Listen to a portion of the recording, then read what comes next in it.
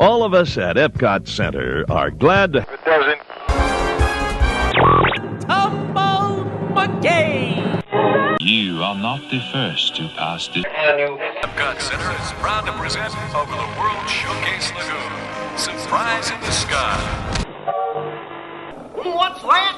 I can't hear you, Mickey.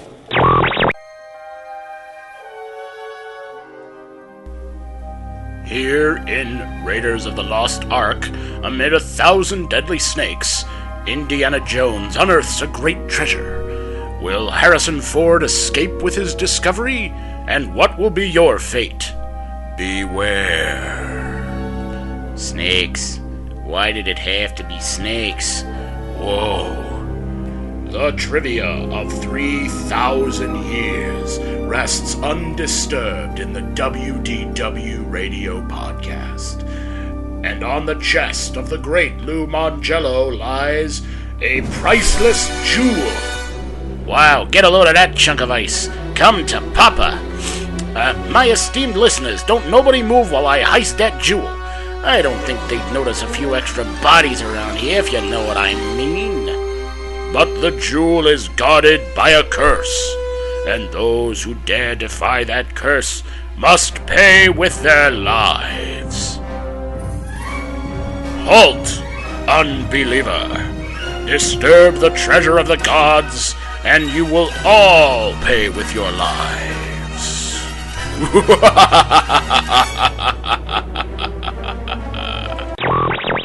WDW Radio, your information station. Welcome to the WDW Radio Show, your Walt Disney World information station. Thanks for tuning in once again. This is show number 6 for the week of March 18th, 2007. I'm your host, Lou Mongello, author of the Walt Disney World Trivia Books and owner of DisneyWorldTrivia.com.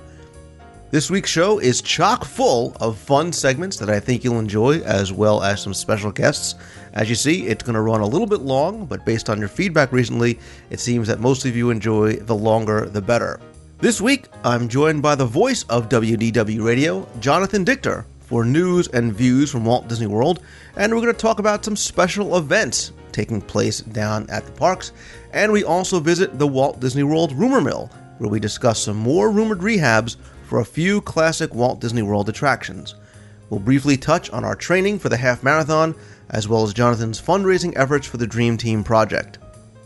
I promised you more trivia, and this week, Jeff Pepper and I take a look at another aspect of the Walt Disney World that never was, as we do another Disney scene investigation about a long-lost Disney character and his ties to the theme parks, Roger Rabbit. And finally, I get to announce and discuss the second of the 7 wonders of Walt Disney World, in a segment in which we're going to have a lot of history and trivia, as well as a discussion of the past, present, and future of this true wonder. As always, I want the show to continue to be interactive, so I'm going to answer a few of your emails before we end the show. Remember that you can be a part of the WDW Radio Show by sending in your suggestions, feedback, and comments via email, voicemail, or through the discussion forums at DisneyWorldTrivia.com. And before I end the show, I'm going to have some very exciting updates and information on the Trivia Cruise this November with me and Margaret Tinkerbell Kerry, including a couple of surprise announcements for those of you who may be considering joining us on board. So, since we have so much to cover, sit back, relax, and join me on this week's episode of the WDW Radio Show.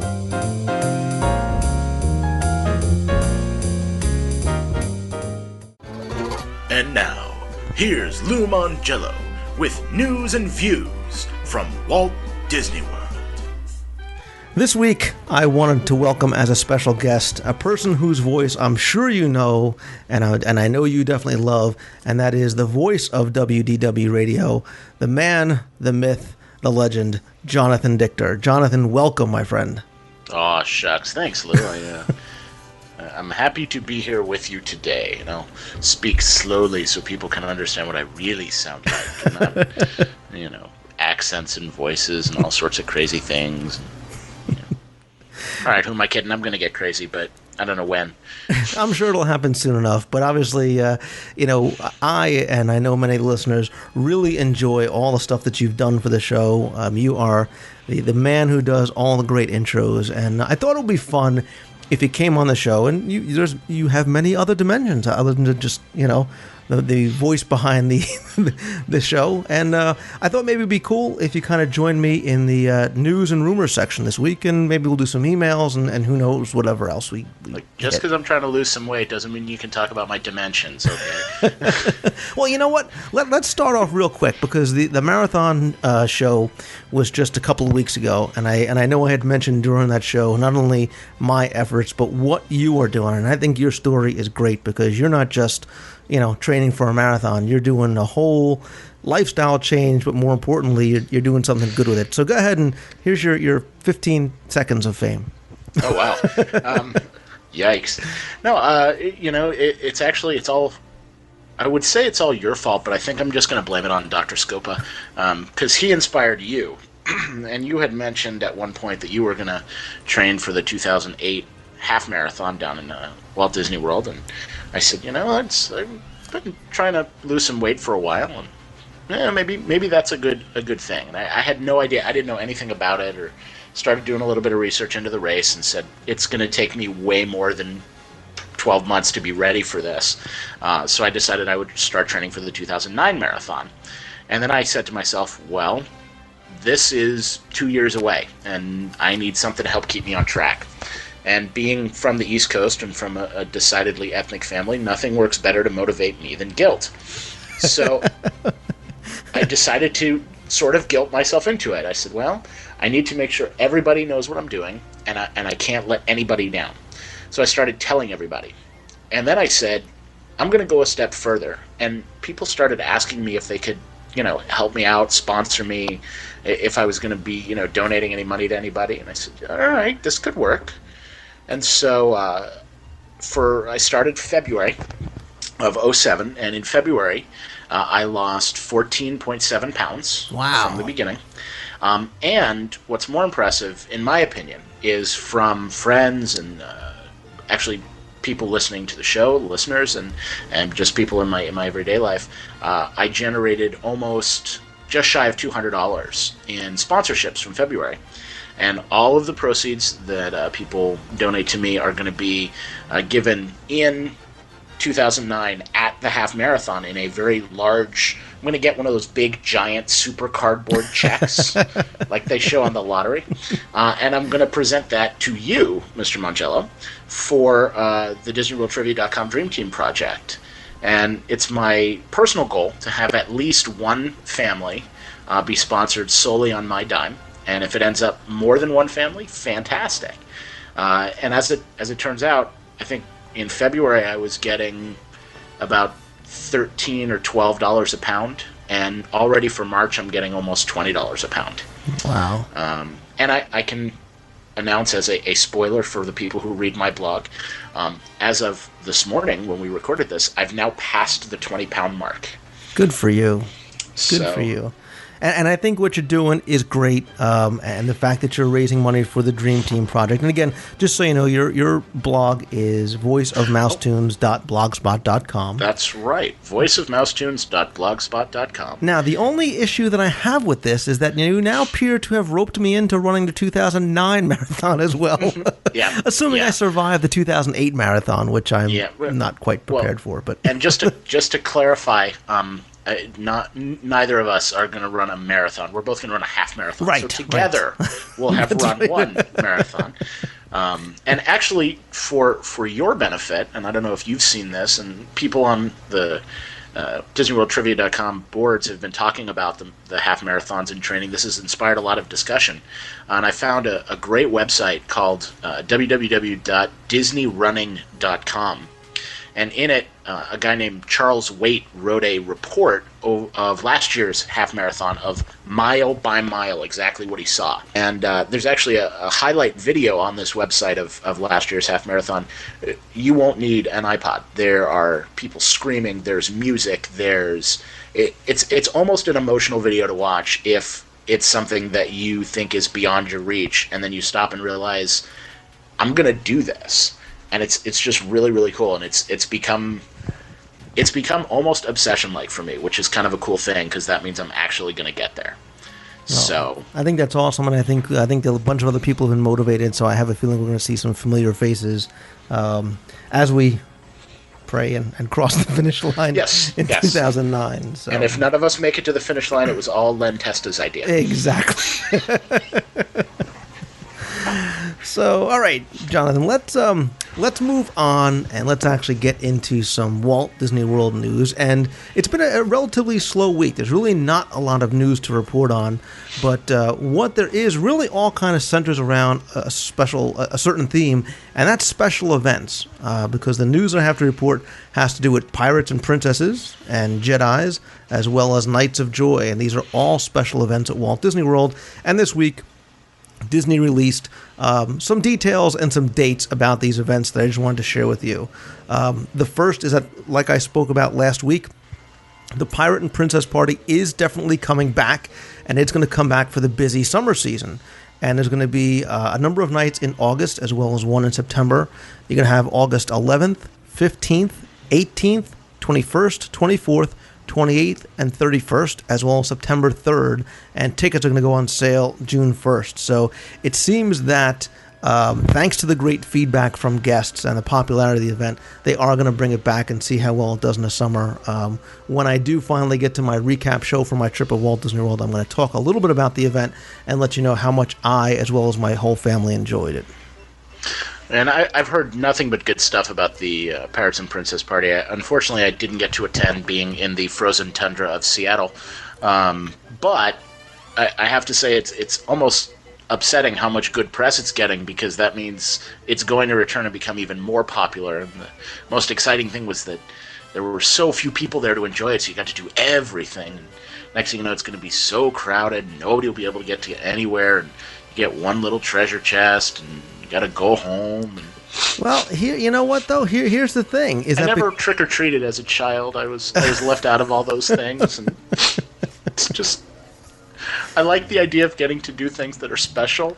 The Dr. Phil podcast is at www. No, but the thing that's good about the Pirate and Princess Party is that it is not time specific. It is not month specific. So they can run it multiple times in the year. And I think if they were able to continue to do this, maybe run it at the early part of the year and then run it again during the busy season, you're not going to have the same problems that maybe you do get on a Friday night during Mickey's Very Merry Christmas Party, where it is so crowded, because they can, I mean, it really is spread out through the entire month of August.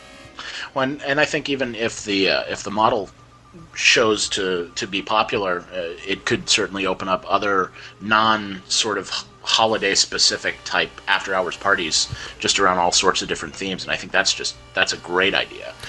I know, I agree with you. I like that idea. I like some of these kind of special events. I know some people don't, because they feel as though, to use other people's terms, they're being nickel and dimed, that they need to now pay an additional fee for, an additional party or an exclusive type event. I don't necessarily look at it that way. I think it's something fun. I love seeing the kids and adults get dressed up much as they were a couple of weeks ago at the Pirate and Princess Party. So I think it's a good thing, as long as it's not overdone, as long as there's not, a party going on all the times of the year. Because for the people that don't go, they do close the parks early, and it is an added expense that maybe, a child might be disappointed if a family just can't, put that into their budget. The cost factor is why I'm actually a big proponent of charging as much as you can to your room key. That way you have absolutely no idea how much money you've actually spent until you leave. And then there's nothing you can do about it. Exactly. Well, the other special event that additional details came about for this week is something that I'm sure you and I would both like to go to, and that is Star Wars Weekends.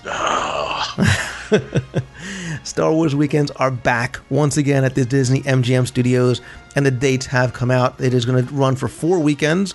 The first weekend you're going to have now it's going to run from June 1st through June 24th.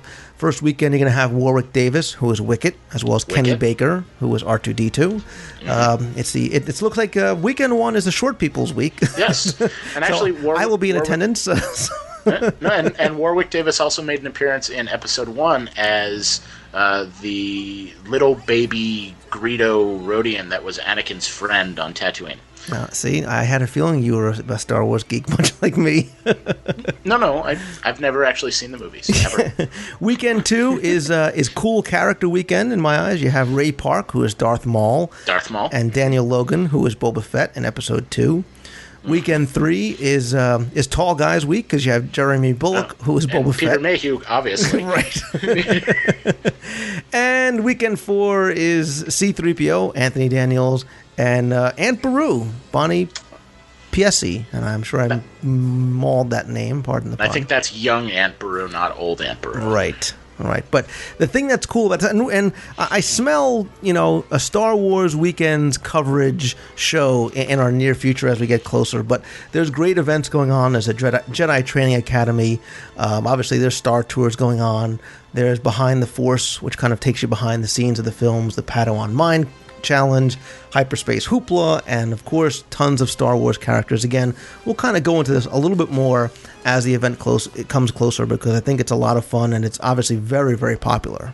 I've actually just discovered what my Disney dream job is. Voice of the first free-roaming Yoda animatronic. It's so funny you mentioned animatronics. Anyway, How fast pass do you need? Let's see, 14 minutes. I wanted to just time how long it took before the first voice came out. And the third and final bit of news also has to do with another special event. And this is something that maybe a lot of people don't know about. And September 7th and 8th in the Magic Kingdom is the 25th annual Night of Joy. And the Night of Joy is basically, it's a celebration of Christian music. It is also a hard-ticketed event, and it's a nighttime event that starts at 7:30. Tickets run in advance at about $42 for one night or $72 for both nights. Tickets purchased on the day of the event are just a little bit higher. Night of Joy actually began back in 1983, and there's been a ton of different types of musical acts that have come, and it's really starting to become a very, very popular event. And here's a did you know for this week's trivia show. And do you know that Night of Joy has played to a combined audience of more than 900,000 guests in the first 24 years? Wow, that's impressive. I didn't even know that existed, and I continue to be amazed at the number of special events that go on that have almost nothing to do just with the parks, that just Disney hosts. They're just incredible. Yeah, and that's why I kind of wanted to mention it, because I think a lot of people maybe don't know, because they don't get a lot of press, they don't get a lot of publicity, but they are fun events, and there is something really going on for everybody, no matter what your interest is, above and beyond just what's going on, in the normal day-to-day stuff at the parks. Yeah, it's definitely cool. So, like I said, it was a short week, at least for when I'm recording. I'm sure tomorrow morning there will be tons of breaking news that won't make it into the show. But if you have any news that you want to talk about, or if you want to comment on anything, you can send an email to lou@wdwradio.com. Call our voicemail at 206-202-4WDW. Or if you want to discuss anything we talked about on the show, by all means, go to the WDW Radio forums at DisneyWorldTrivia.com. And now, a trip to the Walt Disney World Rumor Mill. Jonathan is going to hang out and join me as we venture into the Walt Disney World Rumor Mill. And again, not a lot of rumors to talk about this week. Some of them we're kind of revisiting, some of which you may like, some of which you may not like. And I think the first one that we really need to touch on is one that I mentioned, I believe, on last week's show. And it has to do with the Haunted Mansion, because it really looks like this is definitely going to take place. And it is going to take place during the very busy summer season, which begs the question, why are they doing this now, as opposed to why didn't they do it a little earlier, maybe this kind of slower time, January through March? Well, there's a very simple answer to that, Lou. They wanted to make sure it's done before we go down from Mouse Fest. Well, if they would have done it now, it would have been done before Mouse Fest.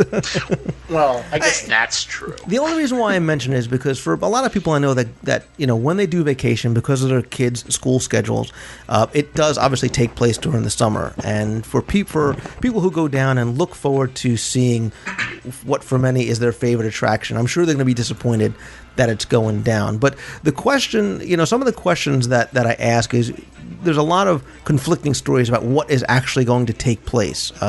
Some people have said there was going to be widespread upgrades and rehabs that were going to be done. Now they're not going to do everything because of financial constraints.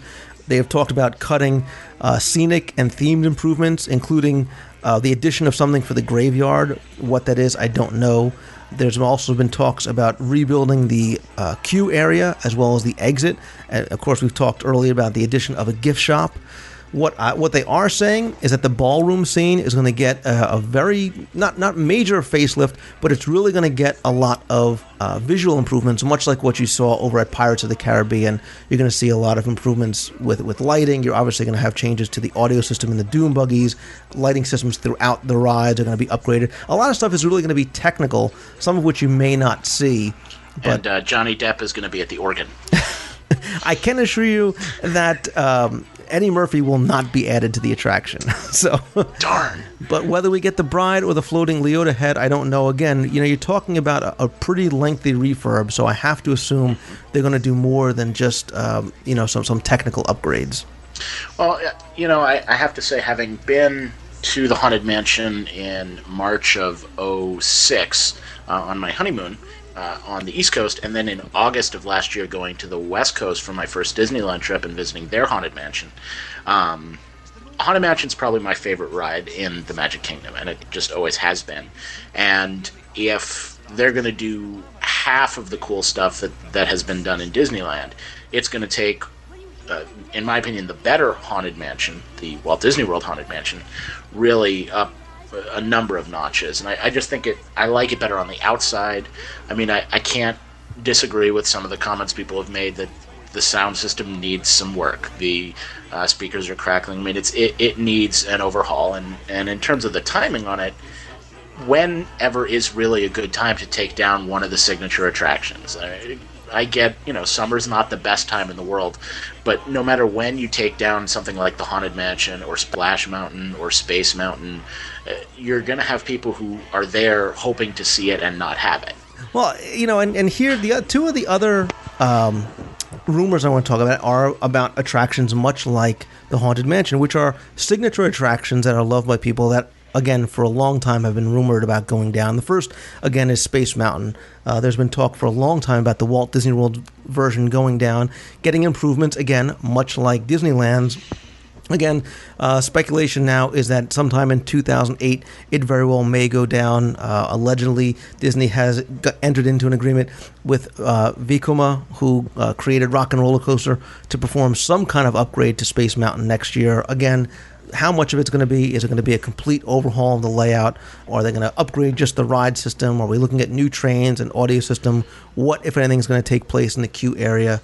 Again, it's one of these wait-and-see things, much like the other attraction that's going to be now is rumored to go down this fall, and that's the Jungle Cruise. And we've talked about this in the past, wondering if that is true. How much of a tie-in to the upcoming movie is there going to be? Are they going to introduce characters like Timon and Pumbaa into the attraction? There's really not a lot of information going on out there, but because of the number of emails I received over the past week or two, I really thought I needed to mention it on the show. Now, is there any truth to the rumor at all that in keeping with the current theme of Tomorrowland, when Space Mountain comes back up, it's actually going to be High School Musical: The Roller Coaster? Starring Stitch. So again, there's not a lot of new details. Again, the final thing I had really was just there's been talk about the Disney Studios being renamed the Disney Pixar Studios in conjunction with the opening of Toy Story Mania in 2008. Again, I mention it only because of the number of emails I had, but there is no kind of definitive information. Cast members that I spoke to really have no idea, what's going on. You ask one, they'll tell you what's going to happen. You ask another, they say no, the name is not going to change. But if you have any information, by all means, please contact me via, email, voicemail, or on the forums, and let me know not only your thoughts, but if you have any kind of update to our rumors. And as I hear more, I will, of course, share it with you on the show.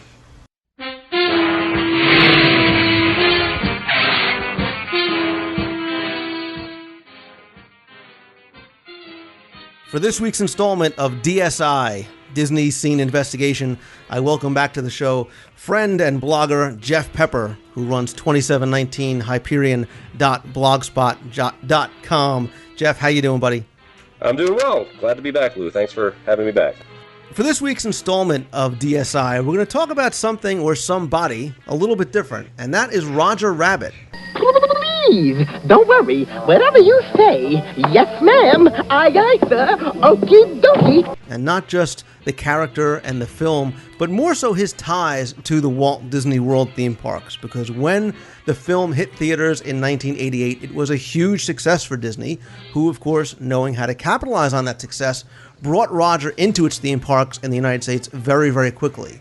And when the studios opened just 2 years, about a year later, really, in May of 1989, Roger was still quite popular, thanks to some other shorts that had come out. And it seemed like it really was a perfect fit for the theme parks. And although we never really had a Roger Rabbit specific attraction, you could see Roger and references to the movie all over the theme parks. But before we kind of get into the theme park aspect, Jeff, let's step back a little bit. Let's talk about the movie, maybe how it came to be, how it was made, and kind of an interesting marriage that Disney had in order to make this happen. Well, let me just put forth right from the start, I love Roger Rabbit. He was an epiphany when the movie came out in '88. I mean, I was a closet animation fan back then, and it was at a time before the whole animation renaissance, and so that movie just was like the be-all and end-all for me at that time. And so everything you're going to hear me talk about now is just going to be like, oh, fanboy, God, you know. But yeah, it was just an amazing movie, and it was pretty much a pop culture phenomenon back in '88. It preceded, if you put it in context, it preceded Little Mermaid by a year, and Little Mermaid's kind of what's considered to kind of cap off the whole Disney resurgence in feature animation and everything. So it's a lot of people back then kind of even had kind of brought back the whole notion of animation. It actually made animation cool for adults again, and that was a big part of it, because it was a more sophisticated film. It wasn't a kiddie film by any means, if you remember a lot of the content, especially, you know, Baby Herman. The whole thing stinks like yesterday's diapers. Not at all. And technology-wise, it was relatively groundbreaking, that reintroduction of the marriage between, you know, live acting and traditional animation. Yeah, it just Richard Williams was the animation director on it, and that combined, he was a pretty solid veteran of animation for quite a few years, and that combined with Bob Zemeckis, who at that point was kind of, you know, in his early days, he had done the Back to the Future movies and was kind of teaming up for a lot of stuff with Spielberg. So it was pulling a lot of good talent in, and then, you know, like I said, Spielberg was key to the whole, you know, development of the film with Disney. It was kind of an interesting partnership, and it broke a lot of ground, and it was hugely, hugely popular, especially internationally. Definitely. And obviously, with the impending opening of the Disney MGM studios, and it being such a groundbreaking film, like I said, it was a no-brainer to bring Roger, who was very, very popular at the time, into the theme park. And let's kind of talk a little about what, you know, if this was 1989, what we would have seen when we walked in. I'm sorry, go ahead. No, you got to really think that, you know, when Roger came out in '88, and MGM Studios was under construction, I guess, you've got to think that there was just Imagineers that went, oh my God, you know, gold mine. Exactly. I mean, because, you know, here you have a movie that is set in Hollywood, and it's a very glamorized version of Hollywood in 1947, just very identical to what they were trying to create for Disney MGM Studios, and it was just, I could just see their eyes lighting up when, you know, whatever executive walked in and said, "Hey, can we do something?" You know, this, you know, yeah. When I remember I visited like MGM within, I think, the first 2 weeks of it opening up. I was fortunate enough to have a visit timed at that point, and just walking in, and Roger was everywhere, but not overpowering. But there were just elements of him all over the studio. It was amazing. And it wasn't, and you have to forgive my modern reference, it wasn't a Stitch kind of overpowering where he was everywhere and it was almost too much. He was there and he was present and really was almost being introduced not as a next Mickey Mouse, but the next really big character for Disney. And there's pictures all over the place, and I have a lot of old cast member documents and Walt Disney World guides and brochures that have, Roger Rabbit, right next to Mickey. I mean, that's how big they really expected him to be. Yeah, and he was. I mean, it was interesting because they certainly weren't pulling any punches. I mean, they were getting him out there. But like you said, in contrast to Stitch, it wasn't overwhelming by any means. And what was beautiful about it was, like I said, especially at Disney MGM, it was just a perfect fit. I mean, it wasn't like, where there's like all these controversies today how, this, Monsters Inc. doesn't fit in Tomorrowland, or, Nemo doesn't fit into Epcot. Well, Roger fit.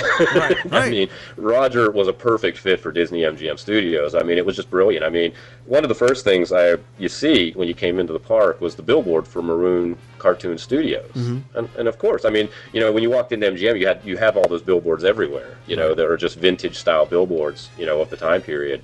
And, it was just a natural thing to look up and see Maroon cartoons there. And it didn't look like an advertisement for Roger Rabbit. It looked like it was part of this Hollywood setting, that Maroon Studios was part of the MGM Studios. Yeah, it was just great. I mean, I just, I felt like I was on a pilgrimage when I went. I loved MGM when it opened. I mean, I have so much nostalgia for the place, and a lot of that is attributable to just things like Roger Rabbit.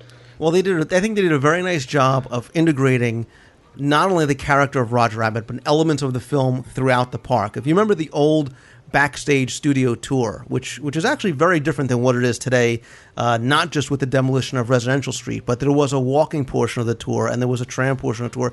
You remember it actually used to, where the entrance to the Magic of Disney Animation is now, that was the old entrance to the backstage studio tour. And you can find the Dipmobile was there, the trolley cars were there, a lot of the old cars that were used in the film you could find on that part of the studio tour. Yeah, you boarded the trams, and then you rode the trams for the first portion, and I believe, what was it, when you were coming off of Residential Street, or coming off of New York Street, I guess it was wherever towards they split the tour in half, and you ended up getting off the trams and then doing a walking portion at that point, which is similar to where you go now into the water tank, and everything was a part of that. But it was there you had this intermission break, and right at the end of the tram was where you saw the Dipmobile, I believe, and then you got off, and it's where the what's the restaurant, the Backlot Express, right? Restaurant. No, where the studio catering company is. Now? Yeah, I'm sorry, right. Got them confused. And then they had that whole area there that was like the Acme Gag Factory, which was a combination kind of souvenir gift shop and sort of photo op place, and that was just filled with all the Roger Rabbit paraphernalia. And there's still elements of that there. When you come off the ton of bricks is still there. Right. And I think there's a couple things like that, but yeah, most of it's a very weird thing. I was taking a lot of pictures there the last time I was there, and I was kind of just deliberately looking for some of the old Acme stuff, and that's only a few things left. Yeah, because you're right. There was a lot of photo ops. There was like you could take a picture next to Jessica Rabbit. There was a hole in the brick wall with a kind of a cutout of Roger Rabbit. There was wasn't a steamroller back there? Yeah, as well? The steamroller was there that actually runs over Judge Doom in the movie, and that was like a photo op where you can lay underneath it. And like you had all the crates that were marked from the Acme Gag Factory, and each crate was interactive. You would open them up, and they would have sound effects for various things. And it was almost, like I said, it was a combination sort of gift shop and sort of hands-on play zone. Right. And remember, too, back at this time, there really wasn't a lot of things to do at the Disney MGM Studios. That's part of the reason why the Backlot Tour was so long. I mean, it really was probably an hour and a half kind of attraction if you did everything. But there was other Roger Rabbit stuff you could do in and around the parks. Over at Soundworks, at the Monster Sound Show, you could do stuff at the end in the Soundworks post show. Yeah, you were dubbing Roger's voice. Boy, I can only imagine how many bad impersonations of Please, which I'm of course not going to do and embarrass myself. We're done. I do a pretty good one, but I don't know if I'm going to go into that. That's your call. I've only been on the show a couple times, and I don't want to end my career so soon. So. But even though most of those things are gone now, there are still other little hidden treasures that I like to call, and references to Roger Rabbit all around the Disney MGM Studios, and the one that comes to mind is above the entrance to the Hollywood and Vine, up in the windows. Yeah, that is the Eddie Valiant's offices. Right. With the Roger Rabbit cutout of him. Obviously, he went through the windows and the blind. Again, and I'll take a quick aside here to say this is why that when you're walking around the parks, you need to not just look in front of you, but you need to look up and you need to look down, and you need to look around and pay attention, because there's so many of these great things, and MGM is filled with them. Much like the windows on Main Street, the windows in MGM have a lot of great little gags and things like that around there. Yeah. There's like little apartment for rent signs and things like that all along those type of areas. So. I see a future DSI talking about the DNVM studios. Back when the studios were studios, and they say that because I do miss those days, there were other things that you could see in and around the park. You actually got to see some of the costumes that they used on the tram portion, I think, of the backstage studio tour. And we talked briefly about they had made 3 additional shorts after Roger Rabbit, and they were actually created at Feature Animation Florida. The first one, Tummy Trouble, was the first one. It was actually done in California, and then the subsequent 2, the second one was Roller Coaster Rabbit, and then Trail Mix-Up was the third and final one. Those were completely done at the studios, and that is, actually, when you bring that up, one of my fondest memories of being down there. I think it was in late part of '89, early part of '90. I'd done quite a few trips. I was at my heyday of going multiple times a year. I actually saw them working on Roller Coaster Rabbit. When you went, back again, when you had the thrill of actually watching animators in production there. I remember very distinctly on at least 2 trips seeing them working on Roller Coaster Rabbit, and that was just very, very exciting. And then, right, you took exactly what I was going to say, was that's when you could actually see animators at work on, feature films and shorts and things like that. Well, there's a cool thing there, too, is a little piece of trivia. In Tummy Trouble was set in the hospital, and there's a sequence in it where they get blown sky high or whatever. They're blown way high above the earth. And as they're coming back down to the earth, and you see them heading back down, and there's a map, and they're heading back towards California. Well, the interesting play on that then in Roller Coaster Rabbit, I don't know if you remember, is when they're riding the roller coaster, they go to a very exaggerated hilltop, peak on the roller coaster, and they get to the very top, and then it shows it just so it's like they're practically in outer space. This thing's so high. They're looking back down, and the roller coaster is located in Florida, which basically paid homage to the fact that that's where they had made the film. And it was just a neat little piece of, animators love throwing stuff like that in. Yeah, and I think it was almost a tit for tat for the guys out in California doing the other ones. So. And of course, the original film was just filled with those kind of references and characters and. Oh, yeah. I mean, the Roger Rabbit is like the equivalent of a film theme park where you're again looking for all the details. Right. I mean, we have to stop and look at everything. If kids today saw it, especially in the end sequence when all the characters come out, I'm sure most kids, wouldn't be able to identify. My daughter watched it, and when Betty Boop came on, she's like, "Who's that?" I'm like, I don't even bother. Oh God, how old am I? But we're talking about how popular the film was and how popular it was in the theme park. So it begs the question, why wasn't there something more? Why wasn't there an attraction? Well, there was supposed to be. There was supposed to be not just attraction, but a lot more, in that they were actually supposed to get an entire land originally at the Disney MGM Studios, and it was originally called Roger Rabbit's Hollywood or Cartoon Hollywood, and it would have been located where Sunset Boulevard is now. It was supposed to open, 5 to 7 years probably after the studios opened. Yeah, it was a part of the Disney decade. The sort of now infamous, they made all the big fanfare in 1990 of all the big promotions and additions they were going to be doing to all the parks, and a big part of that was Roger Rabbit's Hollywood or Cartoon Hollywood, and there was just some stuff. It is so bittersweet, excuse me, when you think about it, because they had a couple of attractions that just sounded like they would have been unbelievable. the really cool attractions that they announced that is just, I regret so much it not having been followed through on is the Toontown Trolley. And it was what there was going to be their answer to Back to the Future. Back to the Future had come along and it kind of one-upped the simulator attractions like Star Tours and Body Wars. And it sounds like Imagineering was really keen on just going one step further. And Toontown Trolley would have been that. And what it was is it would have been the simulator idea, but instead of just having the front projector, the front screen, the whole thing would have surrounded you, and it would have been basically Roger driving you on Gus the Bus through Hollywood and Toontown, and just like the bus careening every which way, and Roger actually slamming into the bus, and the bus imprinting his body, and then actually springing back to place, just a la any kind of cartoon. And it just sounded like it would have been marvelous, and sadly, none of it ever happened. There was also a couple dark rides that were being considered. One was a kind of the Baby Herman's Baby Buggy Ride. There we go. It was going to be kind of inspired by Tummy Trouble, which would take you like on a dark ride, careening through the hospital sets that were in that particular short.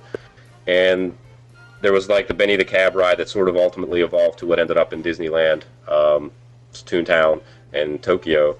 And there was another variation. I think they had considered a variation on a similar dark ride with Roller Coaster Rabbit. They were basically pulling all their inspiration from this, but they were going to actually have a whole, like you said, a whole area. There was going to be the Terminal Bar, which was one of the settings in the movie with the red car lines, and they were going to basically just create that as a whole restaurant, shopping area with shops that would just play totally to the Roger Rabbit Hollywood setting, and it's sad. And getting all choked up just thinking about it. This was not a blue sky concept. I mean, this was really going to plan to be built, and there were actually promotional videos and commercials and stuff that was shown like on Disney Channel, talking about the impending arrival. I remember the segment that was hosted by John Lithgow, and he talks about specifically the Toontown Trolley. This site is in the process of turning into Sunset Boulevard. The legendary Hollywood Theater District will feature the Twilight Zone Tower of Terror. It'll drop you 13 stories straight down through the fifth dimension, right into your own episode of The Twilight Zone. Across the lot, you'll be able to take a wild trip on the Toontown Transit, a runaway bus that hurtles through the cartoon streets of Toontown. And they showed concept art, and they showed all kinds of pictures of it. So it really this was something that they were planning on doing. And, as we get to the end of the segment, we'll talk maybe a little bit more about why this never actually took place. And it's interesting because a lot of that was announced in 90 was crucial because if you remember, the studios was like infinitely more successful than they ever imagined. And they were drawing such huge crowds that expansion was just mandated because they couldn't handle the capacity of the guests they were bringing in. They had to basically get it bigger quicker, and so they rolled out this. At the same time, they were rolling out attractions that were going to be based on Dick Tracy, the movie that came out in 1990, and so there was a big push for expansion, and so much of it just never came to fruition. Yeah, we get, Dick Tracy's Crime Stoppers. We don't get Toontown Trolley, which... and you're right, and maybe another conversation for another time is the Muppets were very big back then, and they were bringing game shows on board. They were filming Let's Make a Deal there, so there was a lot of stuff going on. Yeah. Remember, there was no Sunset Boulevard. There, in fact, was no Mickey Avenue way back when. So the studios back in '89 were a far cry from what you see today. But because of the popularity of Roger the character and the film, his presence was not confined just to the studios. In fact, Disney made a very clear point about expanding Roger not only to the other theme parks, but all around Walt Disney World. If you remember, at Pleasure Island, the Jessicas of Hollywood store and the sign, which eventually became the entrance sign, the big sign with Jessica and and her leg that kind of went back and forth, was originally part you're speaking of that very family-friendly lingerie shop? Yeah, I remember when I mentioned that on the show. People were like, "Oh yeah, that's right." Yeah, but that's what it was. It was modeled after Frederick's of Hollywood, and it was not an adult store, but it sold lingerie and undergarments and things like that, and it had this very seductive Jessica Rabbit sign. I'm not bad. I'm just drawn that way. Which eventually was moved and used at the entrance to Pleasure Island. Right. And it wasn't just there. They, of course, it's a no-brainer bringing him over to the Magic Kingdom. He was the Grand Marshal of the 20th anniversary celebration back in 1991. There was actually a stage show that kind of toured the country, not only with Roger, but cast members who were dressed up in these very 90s-looking Roger Rabbit outfits. Yeah. And they were kind of promoting that surprise celebration that was going on at the parks. They took it, they literally took the show on the road, not just via TV, but via these live appearances by Roger and actual cast members. Yeah, that was in 91 for the 20th anniversary, wasn't it? Right. Yeah. Yep. And he was also in the Kids of the Kingdom show, which was the show that was in front of the castle at the time. He appeared in a stage show over at Mickey's Starland when he actually pulled audience members out and they gave him a special 20th anniversary shirt. He was in Spectro Magic in 1992. He was the conductor of the music section over. But then, and then sadly, was replaced by now. It's important to note who he was replaced by, and I'll touch on this later on. Do you know who replaced him as the conductor of that section? The genie. The genie from Aladdin. That's right. Yeah. So, now, like you mentioned before, although we did not get a Roger Rabbit attraction, we should note that other theme parks around the world did. Roger Rabbit's Cartoon Spin opened in Toontown in Disneyland in 2003, and then it also opened in Tokyo as well. So they got the attractions. Unfortunately, we didn't, even though I think MGM clearly was the right fit and we had the space. We got the name. We got Toontown as in Toontown Fair, which, Toontown, the term Toontown came from the movie. But, by the time they upgraded Starland and Birthdayland to Toontown Fair, there wasn't any Roger left. Yeah, exactly. But now, here's your trivia question for you. Name another place on property where you can find Roger Rabbit. Oh, come on, Lou. A big Roger Rabbit. A very big Roger Rabbit, yes. The Pop Century. That's right. Over in the 80s section of Pop Century, there's this huge statue of Robert standing on a turned-over bucket of turpentines. which is somehow incredibly fitting because now he went totally to pure nostalgia. Right, exactly. He's in the 80s. Yeah, he is, unfortunately a remnant of times past. And, for a long time they had talked about a sequel to Roger Rabbit, which, never got made. And maybe this is the good time to talk about why, what happened with Spielberg and why, it seems like none of these things really may have taken place. Yeah, there's a lot of weird history there. That when you go back, as I said earlier, Spielberg was key in getting Roger Rabbit made, and one of the big factors he played in getting it made originally was he was the one that was able to bring all the other non-Disney animated characters into the movie. He was the one that was able to negotiate with the other studios. Which was amazing in and of itself. Yeah, absolutely. If you're a fan of animation or of cartoons as a kid, especially that scene at the end and so many little segments in there, it's awesome. It's priceless. But it's interesting. You can almost pinpoint where the fracture began, and it was primarily when we mentioned the short subjects, the Roller Coaster Rabbit and Tummy Trouble. That's where it began, and it kind of started in 1990 when Roller Coaster Rabbit was made. There was two movies that were coming out, two Disney movies that were coming out that summer. One was Dick Tracy, and the other one was a little movie called Arachnophobia. I don't know if you remember the spider movie. Sure, yeah. And that was made in partnership with Amblin Entertainment and Steven Spielberg. Well, that summer, they were going to roll Roller Coaster Rabbit out. Well, Disney wanted Roller Coaster Rabbit in front of Dick Tracy. Spielberg wanted it partnered up with Arachnophobia. The reason being is when Tummy Trouble came out the year before, do you remember what movie it came out to the theaters with? No, I have no clue. It was Honey, I Shrunk the Kids. Oh, right, Which, okay. if you remember, in a very subtle way, Honey, I Shrunk the Kids, when the Disney MGM studios opened, it was featured throughout a good portion of the attraction. You remember the bee? Sure. Riding the bee in the one special effects sequence. Well, what they found was they really felt that when Tummy Trouble was partnered with that movie, it really dramatically increased the grosses. I mean, the movie became a very, very big hit for Disney.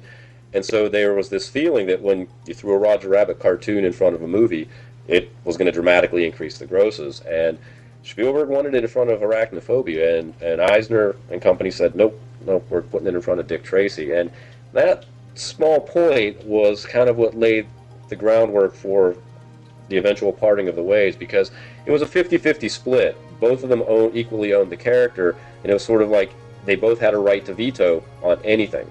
And so it just, for the next 7 or 8 years, as different things went into development, there was always just these points of contention as to, whether, anything was going to be developed. And it's funny, in all my research, I've never heard anybody, they talk a lot about how Spielberg vetoed different ideas for sequels for Roger Rabbit, but I've never heard anybody specifically say what happened to the theme park attractions.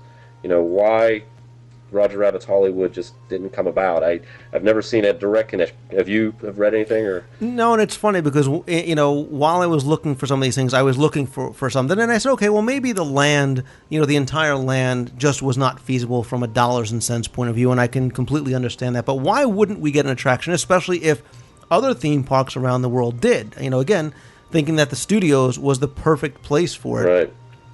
Why wouldn't they do it? Again, could it be all the Eisner Spielberg, or can it be other things? And I'm going to kind of throw something out there for you, because I think it might not have just been that. Because if you remember, not long after Roger Rabbit came out, like you said, a little movie called The Little Mermaid came out in 1989, and that was followed up by Beauty and the Beast in 1990 and Aladdin in 1991. And the reason why I mention those is because they were hugely popular and still are. And they all had characters in there that were now being introduced to a new generation of people. So maybe people, were a little more easy to forget about Roger Rabbit because they had Ariel now, because they had Aladdin and Jasmine, because they had Belle and the Beast, and even some of the secondary characters to fall in love with. And that... Yeah, I think, you're absolutely right, because I think they had a dearth then of material to draw from. And if you're in their position where, if you say, hey, let's do something with Roger Rabbit, well, we gotta talk to some other folks about that first. Well, okay, never mind. Let's go back to the genie. Mm-hmm. Because you're right, the genie all of a sudden ended up everywhere. Well, you know what? It's a little easier to forget about your ex-girlfriend when you have 3 other girlfriends waiting in the wings. It makes that transition a little bit, and obviously, especially when your ex-girlfriend's mother is going, what time is he going to be back? Right, when you had to check in with the mother, Mrs. Spielberg, to everything that you needed to do, and I'm going to tie this loosely to when Stitch came out, because unlike when Roger Rabbit came out and what followed Roger Rabbit with Little Mermaid, Beauty, and Aladdin, when Stitch came out, I think part of the reason why he became so popular is because there really were no good characters for kids to latch on to, either before Stitch came out or after. If you think about it, before Stitch, you have things like Emperor's New Groove, Atlantis, not really anything there. And afterwards, you have Treasure Planet, which was a good movie but did not do very well, Brother Bear, Home on the Range. So for a number of years, the only character really that kids can kind of fall in love with, and maybe that's why he is where he is now, was Stitch. Oh, absolutely. Speaking from a father of 2 young boys, Stitch is it. I mean, there's such a fan backlash on Stitch. And I find it funny because, there's so many people that they'll go on there how much they hate Stitch rampages. And I just look at my kids. About 2 years ago, my youngest son, who was 7 then, Stitch was everything. I mean, every souvenir he purchased at Disney World that trip was Stitch. And it's hard for, I'm looking at it from the standpoint of, oh, God, Stitch is everywhere. I had a kid who loved the fact that Stitch was everywhere, And you're right. It was the one, it was interesting because I think Stitch, in a lot of ways, pulled a lot of kids away from Nickelodeon and Cartoon Network stuff, and brought them back into a kind of a Disney property. And again, I don't want to go off on a tangent, but, for what's coming down the pike right now, I don't necessarily see another character that may take, that attention from Stitch away. We have Meet the Robinsons coming out later on this month. American Dog, Rapunzel, and the Frog Princess. Nothing in there is screaming to me, replacement for Stitch, especially for boys and girls. You may get a princess, you may get, somebody from Meet the Robinsons, but nobody really that seems to jump out much the way some of those old, Beauty and the Beast and Aladdin are just embraced from every generation, boys and girls, mothers and fathers, grandparents, grandkids. That's why they are still so timeless, and that's what we don't have now. But again, I veered way off course on the Roger Rabbit, but I just wanted to kind of throw my 2 cents in as to maybe why we don't see him now. I still think the character works. I do. I think the character. My daughter just recently got turned on to Roger Rabbit, and she loved it. Yeah, I miss him.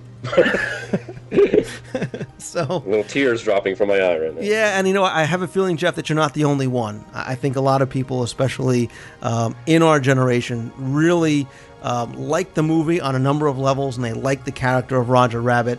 The film itself was a great film. It had a wonderful cast. I think Charles Fleischer did an awesome job, creating the persona of Roger, but unfortunately, I have a feeling that we will probably not see him, at least in the way that we would like to, at the studios or anywhere else. But I would love for other people to weigh in. Let us know what you think, either about the movie or the film, movie or the character, or his presence or lack thereof in the parks. Send an email to Lou at WDWradio.com. Call the voicemail at 206-202-4WDW, or by all means join in on the conversation over at the WDW Radio forums at DisneyWorldTrivia.com. Jeff, great job once again. Thanks for coming on and talking a little bit of trivia, a little Roger Rabbit, and a little tangent with me again this week. Absolutely. It was my pleasure, Lou. Thanks for having me. Thanks.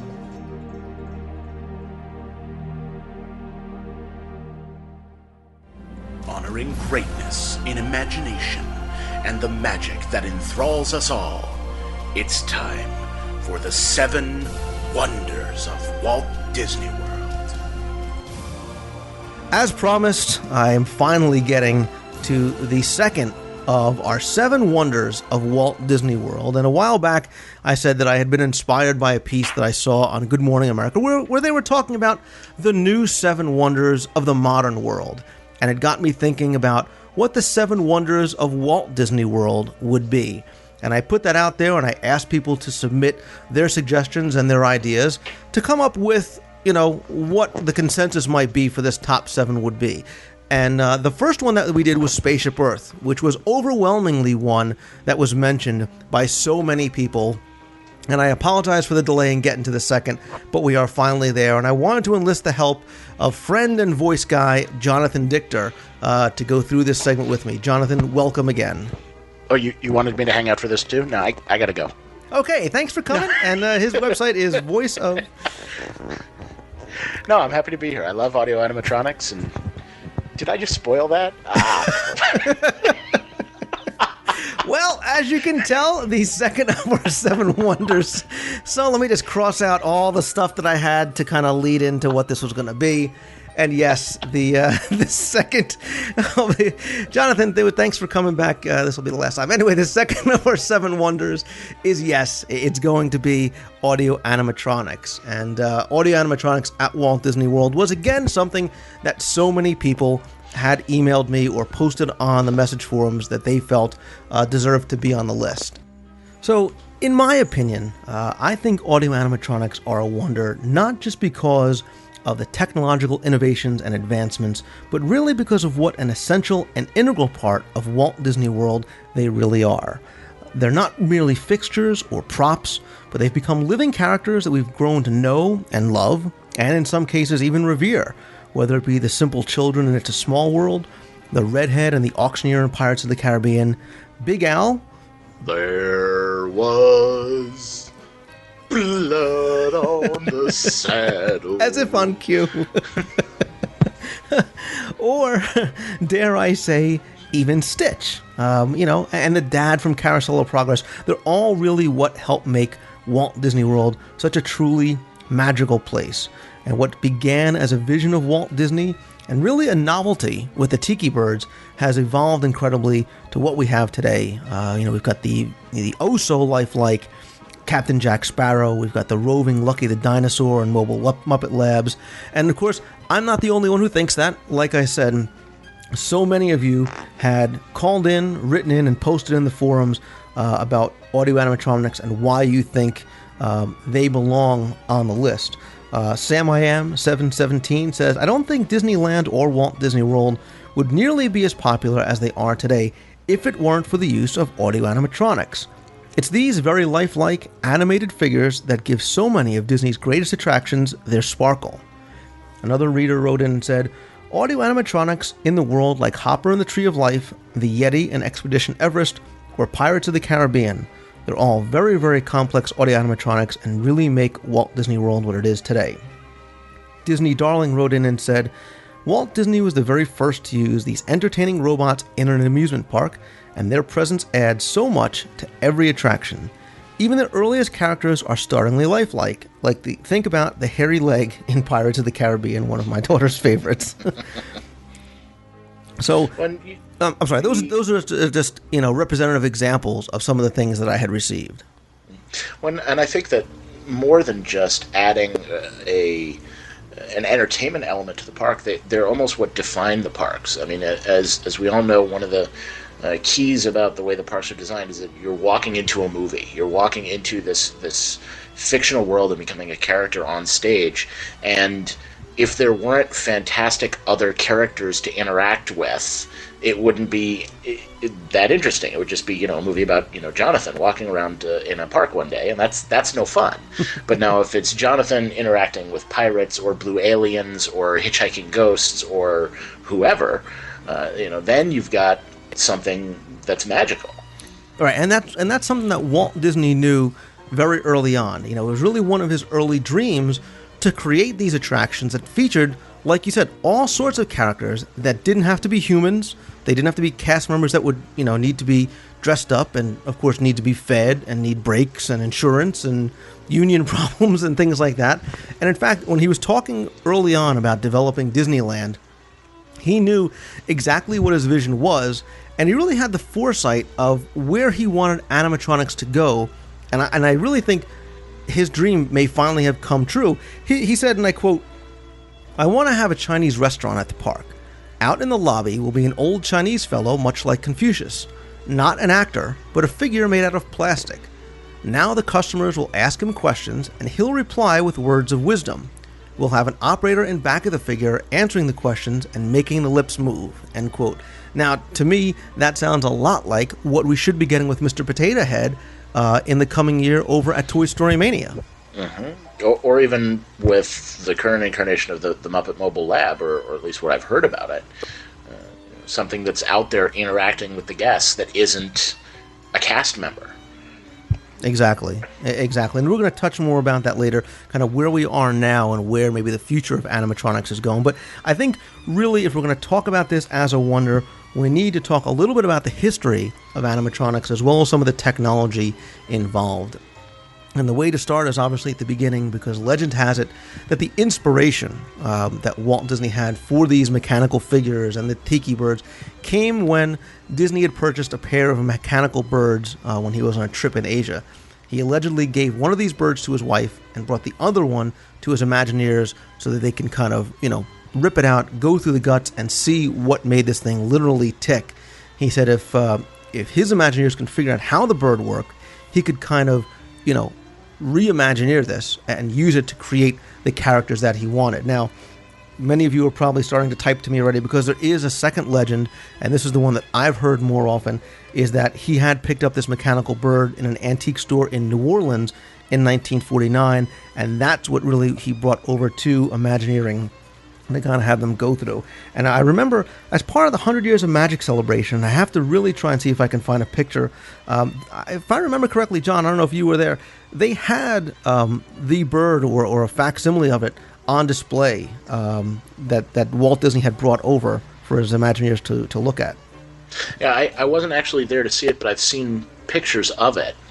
And, the original mechanical bird that inspired the Tiki Room and then spawned, ultimately Stitch. Yeah, well, anyway. Well, again, I am, we mentioned Stitch, and we're going to talk about the present state of animatronics.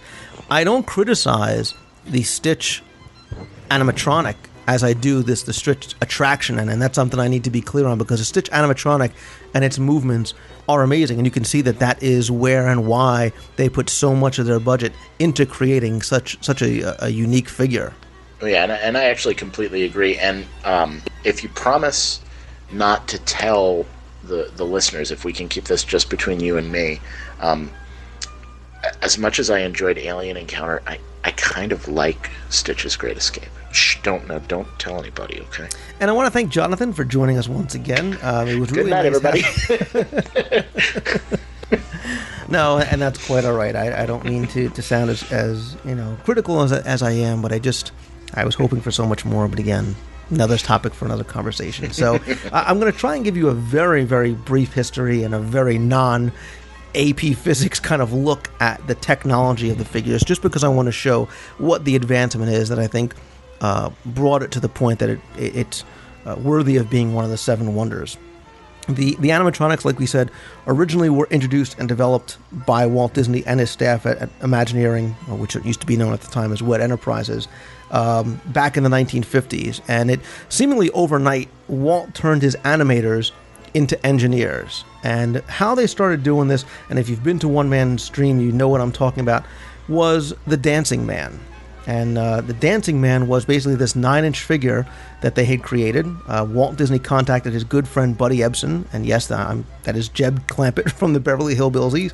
But for those of you who don't know, he was actually a very famous vaudeville performer. So they turned to him to kind of be the model for the miniature, and they also wanted him to demonstrate that kind of vaudeville dancing for the camera.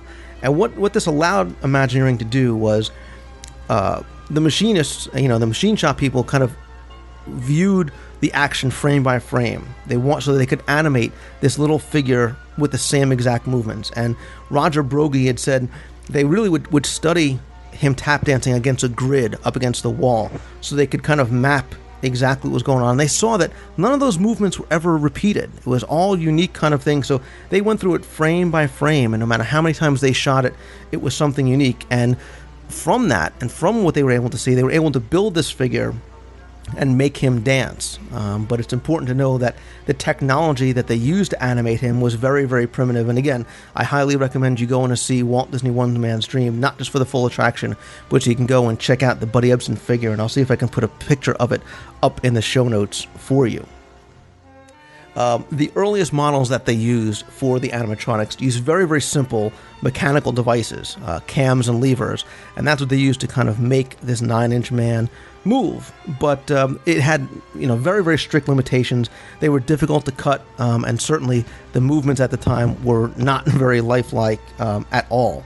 So they replaced this cam and lever system and actually plussed it with a hydraulic and pneumatic system to try and create some simple back and forth kind of motions, such as, I'll use an example of like the animals on the Jungle Cruise. You'll see they are not typical or traditional audio animatronics, but they have that opening and closing of the mouths or that back and forth kind of movement.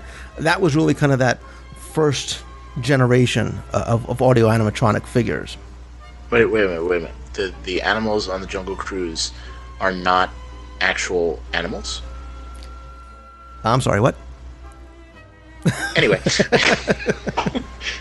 Far be it for Lou to spoil the magic for everybody. But the second generation that the Imagineers came up with used an analog system to control the actions by means of magnetic recording tape and solenoid coils, and I'm not going to get overly geeky and try and explain what all it is, especially since I'm not really sure myself. No, I'm just kidding. Basically, they recorded signals on a tape, and this tape, when played back, would trigger these solenoid coils inside the figures, which would produce kind of an on-off kind of an action, an opening of the mouth and a closing of the mouth and a back and forth. And the first utilization of this technique is in the now infamous Tiki Birds, and they opened on June 23rd, 1963, over at Disneyland, and that was kind of really the first real, audio animatronic figure. And I think the technology, basic as it is, still works today. Let's all sing like the birdies sing. Tweet, tweet, tweet, tweet, tweet. Oh, sorry. Thank you for coming. Tip your waiters and waitresses. Try the veal.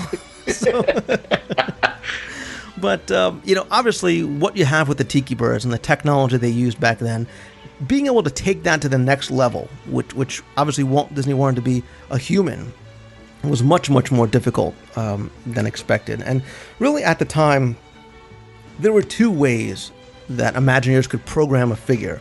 And both of these techniques kind of utilize different methods to control the voltage regulation, and that's how they kind of made these movements happen. And the first was a joystick kind of device called a transducer, in which the movements were programmed literally one at a time. So every little movement required the recording of it using this joystick.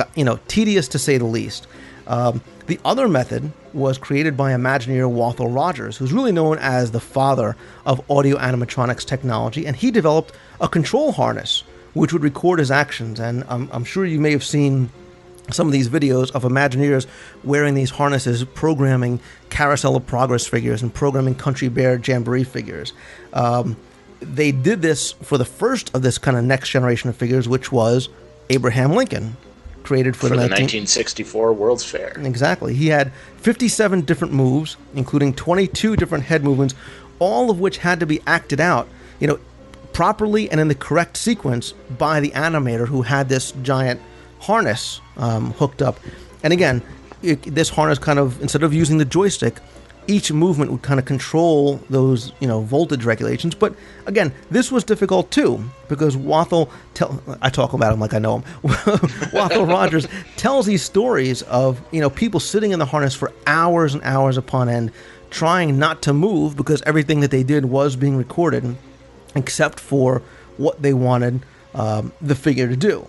But this obviously had, its advantages and disadvantages. One, you had to sit there still, but when you were doing these motions and you did want to move your head and your arms, it can be recorded all at the same time. But obviously, there was so much rehearsal involved and so much, so many times these things had to be, retaken and reshot over and over again that it was difficult. They even had developed the harness for the mouth movements. And Ken O'Brien was an Imagineer who really was responsible for programming those kind of things and creating this thing that kind of was wired to the jaw, basically. Oh, but I mean, the result of all that hard work is totally undeniable. I mean, I've heard stories of guests at the 64 World's Fair who swore that they went up and shook hands with Lincoln afterwards, and that he stepped down off the stage and talked to them. And I mean, there were people that just thought it was an Abe Lincoln impersonator and just had no idea this was mechanical. Although one of my favorite stories about the Abe Lincoln World's Fair animatronic was, I guess, before the World's Fair opened, they were previewing this for some of the people from the pavilion. And at the time, the hydraulic fluid they were using was a red-colored hydraulic. Right. And in the middle of the show, they had a couple of hydraulic lines burst in Lincoln's chest. And all of a sudden, you just had red splotches sinking through his chest, and he just slumped down in the chair and kind of slumped over. And, of course, they all assumed that Disney had reenacted the Ford's Theater assassination. And, of course, he went to the Imagineers and said, okay, we need clear hydraulic fluid because this is no good. And so, necessity becomes the mother of invention yet again. Well, it's a testament. I'm happy you told that story the way you did, because it's a testament to what Walt Disney's vision was and what the Imagineers were able to accomplish, because they didn't just use, the up and down, back and forth movements, individual movements that they use in the Tiki Birds and just threw it into a human figure. They were able to advance technology so much that people at this time were convinced that what they were seeing was real. And it goes back to so many layers of Imagineering. It started really with Mark Davis and people in the animation department who made the sketches based on the motions they wanted the figures to accomplish. And then those drawings were studied by the sculptors at the model shop, specifically Blaine Gibson, who was very, very much responsible for all the proportions and the head and the face, and be able to create those sculptures that could move and respond to what the animators wanted them to do. And then, of course, the machinists and the mechanics at the machine shop, who, advanced the engineering so much to be able to design and construct and operate and record, to make what these people had in their minds really come to life. Well, and the realism, not to jump forward in time, but the realism wasn't only in question then. I mean, people who haven't necessarily seen animatronics before, for instance, a certain woman that I know who about a year ago went to Disney World for her honeymoon, but I'm not saying who that was forced by her horrible husband to sit through the Hall of Presidents, after which she asked, quite honestly, looked right at me and said, now, how many of those were animatronics and how many of those were real people? And I said, well, all of them were animatronics and none of them were real people. And for about 5 minutes, I just couldn't convince her of that, because it's just that realistic. Well, see, I would only, and I'm sure it would be great if the people that worked on these animatronics, in the late 60s, early 70s, that still are able to be so convincing 35 years later, I would love for them to be able to hear that and know that, and I'm sure they do, know that guests still feel the same way. Well, I'll email Marty Sklar and have him send out to the crew. That way they know it'll be on the show and they'll all listen. Well, again, talking about the advancements and the technology, really the next step in the evolution of the animatronics came a number of years later when, in 1969, Imagineers were finally able to use and integrate computers into recording the movements. And what they would do is basically record these movements no longer on these kind of magnetic tapes, but on computer discs. And they were controlled by the DACS system, and that's DACS, which stands for Digital Animation Control System. So no longer did they have to use the harness. They were actually able to program it using buttons and knobs. And again, you can see some of these examples of this over at the One Man's Dream attraction. And they could insert, actions and delete actions and kind of modify and edit instead of having to record it beginning to end with that harness. And of course, obviously, the DAC system not only was able to control the actions and the movements of the animatronics, but they were able to cue, audio elements and lighting and special effects and speakers. And if you've ever seen some of the specials on TV, on the, for the Travel Channel, for example, or the History Channel, you'll be able to see some of that DAX control center in the utilidors under the Magic Kingdom, and how this giant room is able to control all these things throughout the entire park. When I think one of the most important things about the DAC system, in my opinion, though, is part of the name. It's the letter A, which is for animated. This, I think, is why the Disney and WED and later Imagineering ended up being so good at this, was because they weren't looking at these as robots. These were animated characters. Sure, they were three-dimensional animated characters, but they were animated characters just like Donald Duck and Mickey Mouse. And for years they'd been bringing Donald Duck and Mickey Mouse to life. Why couldn't they do the same thing with a three-dimensional character? And so all the same elements that would go into a cartoon or a motion picture or a television program ended up going into the production of the AAs, between, like you said, audio cues and voice actors and animators. And that's they weren't necessarily engineers or robotics people that were working on them. These were animators, and they were animating these characters, which I think is very telling. Yeah, and again, I agree with you. And, from a geek point of view, the fact that they were able to control these things, not only in the Magic Kingdom, but over at Epcot as well, from one or two remote DAX locations, is it's still fascinating to me. Mm-hmm. And when speaking of Epcot, the first thing that comes to mind was the introduction of 1982 of what I consider to be really one of the best figures on property, and that's the quote-unquote walking Ben Franklin over at the American Adventure. And I really have to ask, if you go back and you see this again, or if you have a video of it that you can see online, really note very closely the movements of Ben Franklin. Watch his head, how it tilts. Watch his body, how it twists kind of back and forth. The fingers of his hand move, his torso moves, and then his mouth moves. There's really an incredible amount of programming and detail that goes into that, and hopefully it doesn't get lost sometimes in the scope and the breadth of everything you see on stage. But there's in one scene, there's 40 separate movements of his mouth in one scene alone. And obviously, when he was built, he was at the time the most complex audio animatronics on property. Now, not to sort of spoil what may be coming later in the story, was Ben Franklin before or after the invention of the compliance circuits? He was actually right before, and nice segue, Jonathan, to Lou, of the next step in technology, which was known as the A100 technology. And that was the incorporation of that compliance technology. And that, really made the movements so much more fluid and so much more realistic. But here's a did you know? Because the programming, while it became more advanced, also became much more painstaking. And to program one of these figures, it takes about 8 hours to animate just 1 second of movement in an A100 figure. That's roughly, my understanding, the same time frame on the editing of a quality podcast. You got to turn me on to one of those shows. Because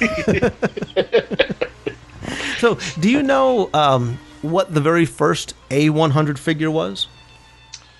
The Auctioneer. I'm sorry. Darn. I don't. Think late 80s. Think new attraction, new theme park.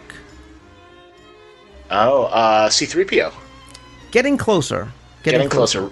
Right theme park, wrong attraction, I'm guessing. Oh, The Wicked Witch of the West. Excellent. Yeah. Excellent. The Wicked Witch debuted in 1989, and she was the very first of that A100 figure. And some of the other figures kind of on that technology level include the Carnotaur in Dinosaur, old Countdown to Extinction at Animal Kingdom, Bill Clinton and George Bush in the Hall of Presidents. If you remember the old Sir and the new whoever he is. Tim Curry. Oh, loved it. The Timekeeper, which again is sadly now an extinct attraction. Robin Williams. That's right. And the most complex of the A100 generation figures is actually Hopper. And he's a 9-foot, 4-armed grasshopper. That's right. He's got 68 different functions, and he appears obviously in It's Tough to Be a Bug also at Disney's Animal Kingdom. And actually, if one of those A100 figures does go down, they will shut down the entire attraction. So if the Auctioneer or if the Wicked Witch goes down, they will close down the attraction until they can get that problem solved. And yet, having seen all of those animatronics in action, I still find the Wicked Witch to be one of the most impressive. Absolutely.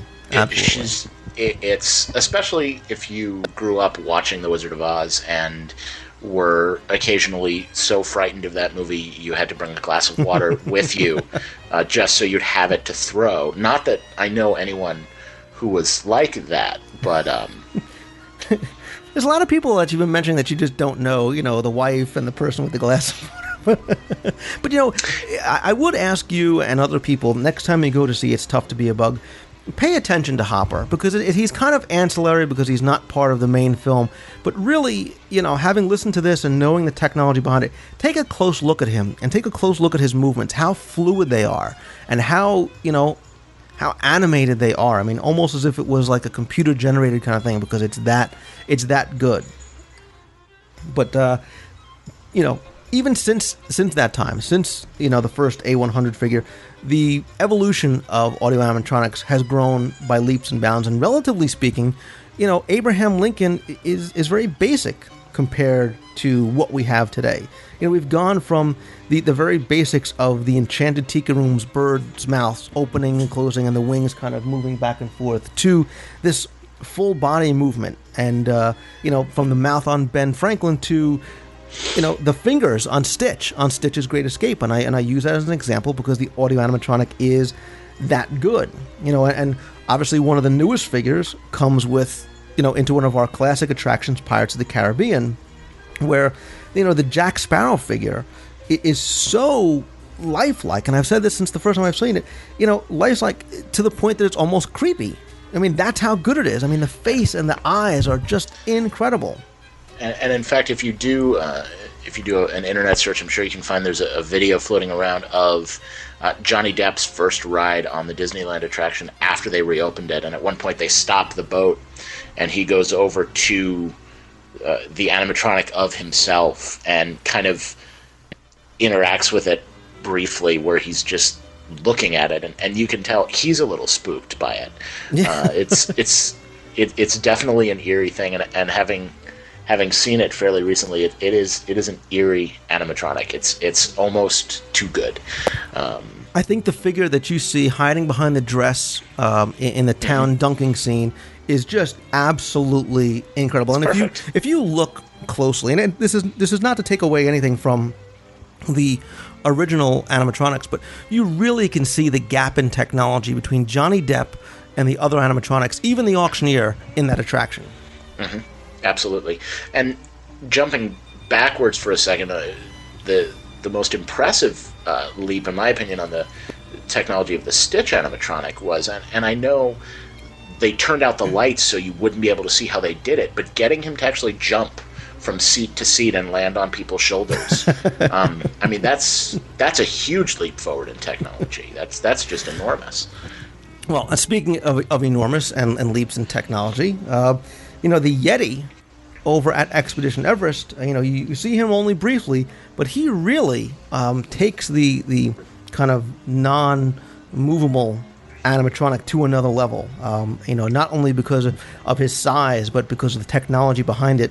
The force that's needed to make him move, actually the potential thrust to make all those moves, if all those hydraulic cylinders were combined, is slightly over 259,000 pounds of force, which is more power than a 747 jetliner. Well, and the thing that amazes me, although I will have to admit I haven't yet ridden Expedition Everest, we didn't get a chance to get to it on our honeymoon, it wasn't open yet, but I've seen videos, and the thing that gets me is not just how big it is and how fluid it is, but how fast it is. Yeah. I mean, for a beast that size, and you imagine that a beast that size, in actuality, would have some speed and some power behind it, but the animatronic moves so quick. It just reaches out, and I thought it was going to come right through the computer monitor. It's just incredible. Well, that's part of the reasons why I think Everest you need to ride so many times, not just for the thrill factor, but because I think you should experience the queue. And really, the first time you don't know where the Yeti is. You don't know when he's going to come out. And it's such a brief split second. You see, you almost can miss him if you're not looking the right way. So the next time you go back on, you know when he's coming. Really try and get a close look at that hand that's coming down and looks like it's going to hit you right in the face or hit you right on the top of the head. Because you're right, it's not only fluid, but it's fast. Yep. It's just incredible to see.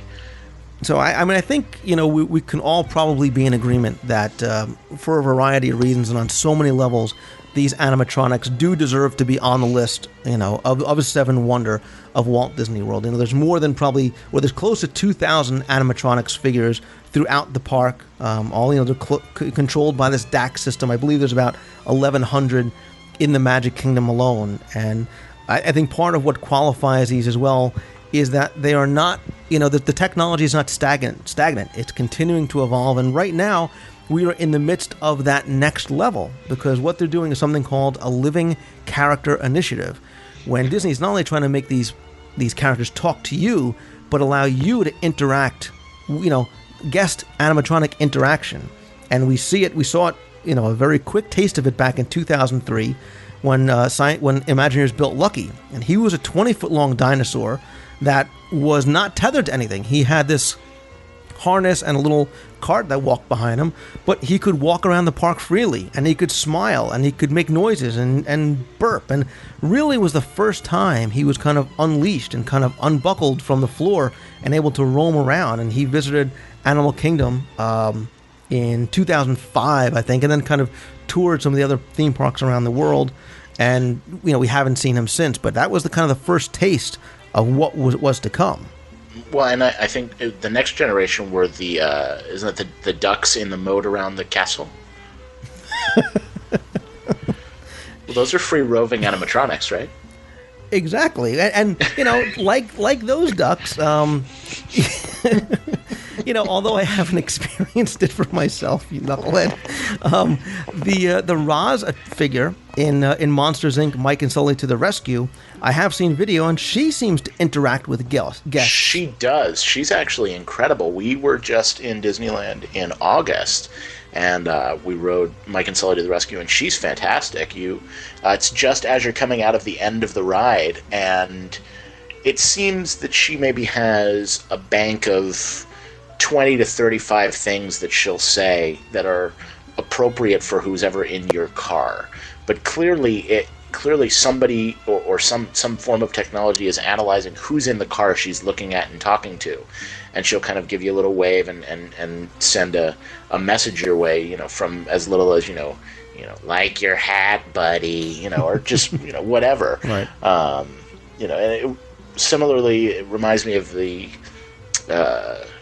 starfish at the end of The Seas with Nemo and Friends, kind of giving riders facts about the ride, but Roz seems to be actually interacting with you, which is kind of cool.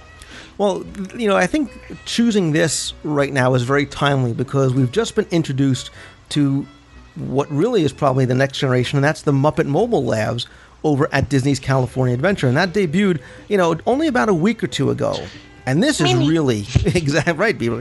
This is really, really cutting edge because it's not only free roaming and it's not only interacting, but, Beaker and Dr. Bunsen Honeydew act as though they can actually see the guests. And there's no puppeteer in sight and there's no control booth in sight. They kind of had this kind of, and I'll put a link up to a YouTube video because there's lots of them out there. You see this kind of silver egg-shaped kind of moving laboratory, and it almost looks like it's propped up on a kind of a Segway, almost a two-wheel thing. And there's flashing lights and spinning signs and water sprayers, but it's not a list of pre-programmed responses. It can see guests and it can respond to guests. And the real, uber geeky bit of technology is that they can operate, Imagineers can operate these characters from as far away as the headquarters at Imagineering, which is about 35 miles north of the theme park. So the people who are actually controlling this guy and this animatronic don't even have to be in the park. And that really is quite an amazing feat as far as I'm concerned. Well, and I'm pretty sure it's actually not controlled at Imagineering. I think it's controlled at Muppet Labs, where they're bringing the future of silliness to you today. And I like it on a number of levels. I'm happy to see the Muppets coming back into the parks. I'd love to see Mobile Labs come over to the Disney MGM studios. I think it would be a great addition. But, technology-wise and interactivity-wise, it is just, I think, a brilliant piece of Imagineering and a great way to get guests to interact with these figures. And I'm looking forward to seeing the Mr. Potato Head that we're supposed to get over at the studios at the entrance of Toy Story Mania, because he's supposed to be able to do that, to talk and react and interact. Well, now, let me ask you, do you consider characters like Push the Trash Can and the tree outside Animal Kingdom, whose name is escaping me? West Palm? West Palm, thank you, who actually said hello to me when I was over there. Do you consider these to be in the same realm? I don't. And that's not to take away anything from them. But they're not characters. They do interact, but if you look very closely, you will find a very touristy-looking person talking into his hand or his cell phone, and that's the person that's. And again, it's not to take anything away from it, because I think it's great, and I like to see people's reaction when a trash can starts talking to them. And I think kids and adults love it. But this evolution of animatronics, what we're seeing in Muppet Mobile Labs, and the possibilities that this allows, and what I think we're going to see in the coming 5-10 years in the parks, is really, really exciting for somebody that enjoys and appreciates these animatronics so much. Well, my understanding is that they may be developing free-roaming research guide animatronics, so people like Len Testa can just have animatronics run the 30-minute track, and they don't need to have the research team anymore. I'm sorry, you said there was going to be an animatronic Len Testa at the park? Yes. Oh, Len, I love you so much. So yeah, and again, we've seen animatronics come and go. We've seen them in such beloved attractions as Horizons and World of Motion, and really, I hope I was able to give you a little taste of not only the technology, but why I, and I think so many other of the listeners, feel that it belongs on the list. I would love to hear your reactions. Let me know what you think. You can talk about this on the forums over at DisneyWorldTrivia.com. We do have a WDW radio section of the forums there where you can talk about the Seven Wonders, weigh in, let me know what you think. Or if you want to call the voicemail, you can call 202-4WDW, or just shoot me out an email at lou@wdwradio.com. And again, if you have an idea for what you think belongs on this list, what you feel is truly a wonder of Walt Disney World, whether it's a technological marvel, something that you feel is just magical, it could be an attraction, it could be really almost anything, go ahead and plead your case, because the list is not complete.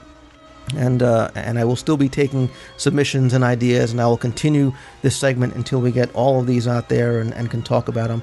Jonathan Dichter, the voice of WDW Radio, has something else to say. I had a fantastic animatronic idea just now. I was thinking about an animatronic unofficial guide researcher, and I thought we could adapt that technology. And in the unlikely event that neither you or I managed to reach our goals, we could create animatronic half marathon runners. Well, based on how my training has been going lately, I may actually need... I made an animatronic to carry me over to the finish line. Perfect. We'll put you on Lucky's cart, and just off you go. A little IV drip, and I'll be all ready to go. So, but well, no, it was my pleasure to be here, and I'm happy to talk about the Seven Wonders. My next wonder is, I wonder how I'm going to afford my trip down for Mousefest. Well, we will try and figure that out along the way. But Jonathan, thank you again. Don't forget to go visit Jonathan's website. It is voiceofmousetunes.blogspot.com. And again, Jonathan, thanks for all your great voiceover work here on the show. No problem. Like I said, you keep playing them, I'll keep recording them, and eventually I am going to record that Stitch's Great Escape intro with you as Stitch. So that's coming.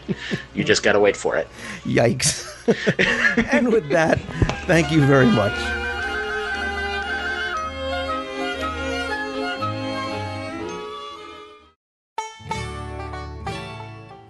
I want to thank everybody for all the support you've shown via posts on the internet, as well as all the emails and voicemails that you sent. As I said on last week, I promise to get to everything that you email and call in. If I don't do it on the show, I'll definitely do it via email. But I did want to take a little bit of time, again, this time with the help of Jonathan Dichter, and try and get through a few of your emails. Jonathan, welcome back. Thank you. It's a pleasure to be here. And the first email comes from Richard Page, who says, I have a couple of questions for the show. We're coming over in October for our third visit. This time we're staying on property, good choice, and we'll be able to visit Downtown Disney for the first time. My first question is, our daughter will be 9 when we visit, and I was wondering if it's okay to take her to the Adventurers Club, Congaloosh. Also, I've heard a lot about Disney Quest. We have this in our ticket purchase. So my second question is, do you have to pay for the games inside Disney Quest? Cheers. Well, Richard, thank you for the question, and I'll kind of take these one at a time. As far as the Adventurers Club, you can take your daughter, even if she's 9. Children under the age of 18 can go into the club. However, they must be obviously accompanied by an adult at all times. Anytime really on Pleasure Island after 7 p.m. My only caveat to that is this, is that the Adventurers Club, the humor in there can be PG-13 sometimes. It is really meant for adults. There's nothing that's blue in there, and there's no cursing, things like that. But, it is a club that serves alcohol, and sometimes the jokes might be inappropriate for a 9-year-old. That's a judgment call that really you have to make. And you got nothing. Okay. Oh, well, I've never actually been to the Adventurers Club. Okay, so we'll move on to Disney Quest. Disney Quest, again, located in Downtown Disney. Your admission does include unlimited use of all the attractions inside, except for just a few things. There are some kind of, carnival-style games where you can win prizes like... plushes and DVDs and things like that. Those you actually have to pay for, and you can also buy items that you create in the Create Zone area.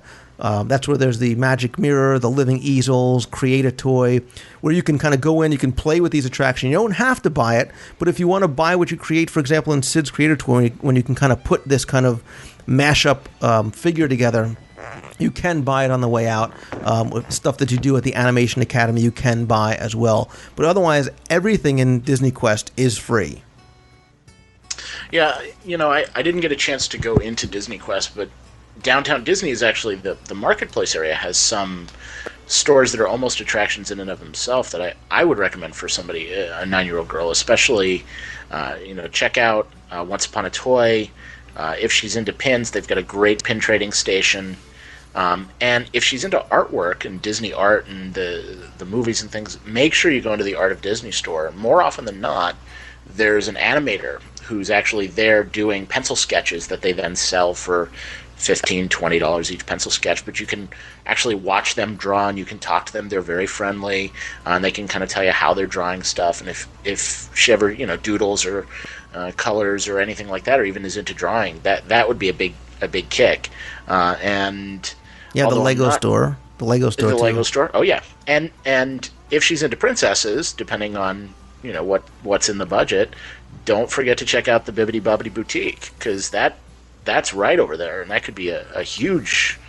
You make huge points with a young girl for taking her over there. I was just say, I hope Richard's daughter's not listening, because now you've just locked him into the Bibbidi Bobbidi Boutique. So, Richard, I'm very sorry. If you have any complaints, please send them directly to Lou. Yeah. Well, you know what? Listen, there's plenty to do inside a Disney Quest, and we could talk for a long time about it. There's Cyberspace Mountain. A couple of my favorites are the Virtual Jungle Cruise, Aladdin's Magic Carpet Ride. The Mighty Ducks Pinball Slam is very cool, and obviously one of the biggest attractions there is Pirates of the Caribbean Battle for Buccaneer Gold, where you can all, as a family, kind of get in, kind of steer your pirate ship and man the cannons and go through virtual waterfalls and capture gold. It's a lot of fun, and it's definitely a good kind of family experience together, and won't cost you as much as the Bibbidi Bobbidi Boutique. Oh, let's see. The next email says, Lou, love the new show. Very happy you decided to keep this going. I had a strange question for you. In Mission Space, just as you're about to split up into the different mission rooms, there's a control room off to the right. What exactly is that room for? I noticed the cast members aren't always in there, so I don't think it's a ride control room, but sometimes they're in there just chatting. Hope you can help. Thanks a bunch, Justin from Lancaster. Well, Justin, you're right. Just as you're about to enter into the 4 different centrifuge areas, there is a room off to your right, and it looks like a control room, and every now and then you will see cast members in there. Well, on their side of the glass, there are actually monitors and things like that where they can look into different areas of the attraction in the show building itself. It isn't a control room, so they don't need to be in there all the time. But one of the things I like about that are some of the little details. And if you remember Mission to Mars and that poor bird that got stuck every time and caused the alarm to go off, there's a small video screen where you can see the actual video of that bird that used to kind of get tangled up and set the alarms off. Kind of a little tribute to the old Mission to Mars attraction in the Magic Kingdom. These space-grown crystals are so pure that they're going to bring revolutionary advances in electronics, which will benefit every one of us. In fact, they're so... Attention! Clear all channels for possible emergency re-entry. Oh, no, not again. Stand by. Video signal coming in on all channels. Just as I thought. Somehow, this silly bird trips the emergency system every time he comes in. And I think he knows the laugh's on us. I want to thank you, Lou, for handpicking these particular emails. Thus far, we've discussed the Adventurers Club, which I've never been at, Disney Quest, which I was not inside, and Mission Space, which was the only ride in Epcot we didn't do. Let us move on to our next question. Hey, Lou, love the books and the show. My wife gave me an iPod for Christmas, and I love listening to your show while I'm on the road. Keep up the great work. I do know about iPods. There you go. So you're good so far. All right, so far so good. My family, myself and wife, plus 2 boys aged 7 and 9, will be returning to Walt Disney World this June for our 4th visit. The other 3 times we stayed at Wilderness Lodge, and this time we're opting for Port Orleans Riverside, likely the Alligator Bayou section. I read a lot of positive comments about the resort and was just curious to get your take on it. We plan to continue to go to Walt Disney World over the next several years and want to stay in different resorts to experience more of the magic and save some money, moderate versus deluxe. What do you think about Riverside, and what's your favorite resort and why? Thanks, John Strickland. Now, I am a huge fan of the Port Orleans resorts, both French Quarter and Riverside, and I think there's pros and cons to both. I like French Quarter a little bit more because it's smaller, it's a little more intimate, there's nicer theming, I think, in there depending on what you're looking for, and I like the fact that it's a little more compact. I love Building 5 in case you have to go because you're right near the pool. But the downside to French Quarter that Riverside actually has is that there is no table service restaurant. There's only counter service. And I think that is a big detractor of it for a lot of people. Now, Riverside is a little bit more spread out. However, I think the feel of the resort is beautiful. It's very lush. I think the sit-down restaurant is key there. Boatwright's Dining Hall is very, very good. They have nice breakfast. They have nice dinner. They have a bar there. They usually have a singer and stuff at night. So there's stuff to do in and around the resort at night. And actually, this ties into another email that I had received, which has to do with Port Orleans Riverside. So I'm kind of throw that in here. It says, Lou, I'm interested in knowing more about the Butterfly House at Port Orleans Riverside. I can't find it on a map. How big is it? When is it open? Is it free? And what's the closest hotel room to the house? I want to reserve the closest room I can get. Thanks so much. And that comes from Jack. Well, there is actually a little Butterfly House, and it's free, and it's located behind the Acadian House on Port Orleans Riverside. And I'll put a map up in the show notes so you know where I'm talking about. And if you ask for that building when you book, they will do their best to try and get you in there. But yeah, there is this little Butterfly House where you can see butterflies, and that's one of the little hidden treasures of this resort. I understand they're some of the most realistic animatronic butterflies you've ever seen. They're incredible. And with wingspans from 12 inches, no, I can't do it. Sorry. But yeah, I think you'll be very happy. I think as far as the moderates go, I think Port Orleans, in my opinion, is the best of the bunch. I really, really enjoy staying at both Riverside and French Quarter, along with, and much like you, much like Wilderness Lodge, they're one of my favorite resorts on property, and far and away, I think the best of the moderates. Well, and to answer, I think, John's second question for me, I would have to say, although I've stayed at the Polynesian, I've stayed at Caribbean Beach, I believe my family stayed at the Contemporary, but I was far too young to remember, and then I stayed at Wilderness Lodge in March for my honeymoon last March, 06.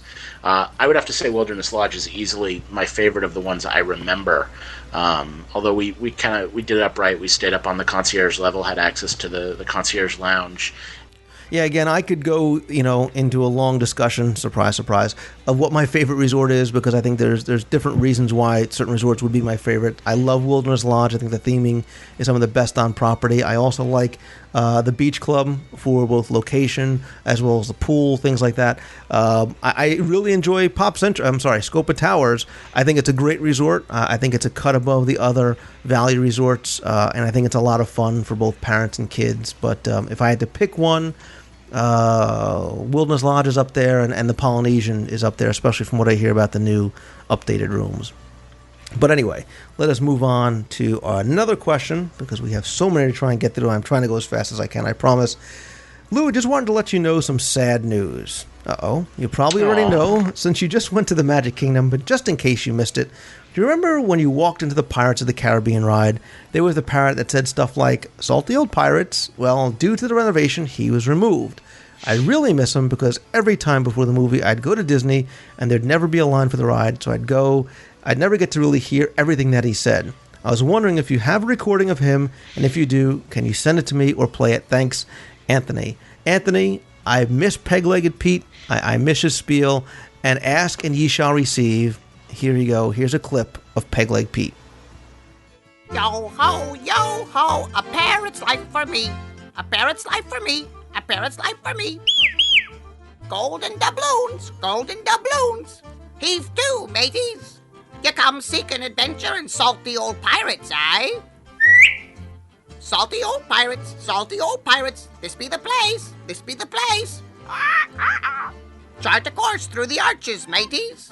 It be a short march through the old fortress, past the dungeons to Pirates' Cove. Pirates' Cove. There be longboats waiting to take you aboard. All hands on deck. We sails with the tide.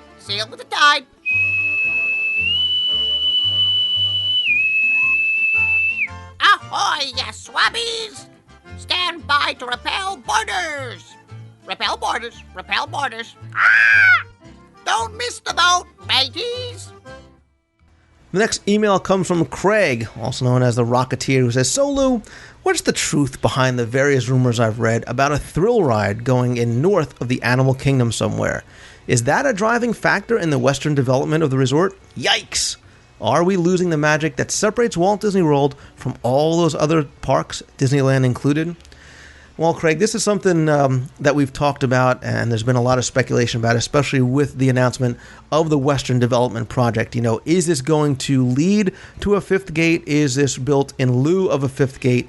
I doubt, at least for many, many years to come, that a fifth park is going to be built for a variety of reasons. And first, if there was one to be built, I don't think it would be a thrill park. I don't think the Villains, roller coaster, very thrill ride specific theme park is ever going to get built, because I think it goes against the very principles of what Walt wanted to do and why he built Disneyland, because he wanted a place that he could take his daughters and take his family and all of them enjoy something together. And now if you start bringing in a Villains, a thrill ride specific theme park, you are now really alienating a large portion of the people that either A, are not into them or don't want to ride them or can't ride them for one reason or another.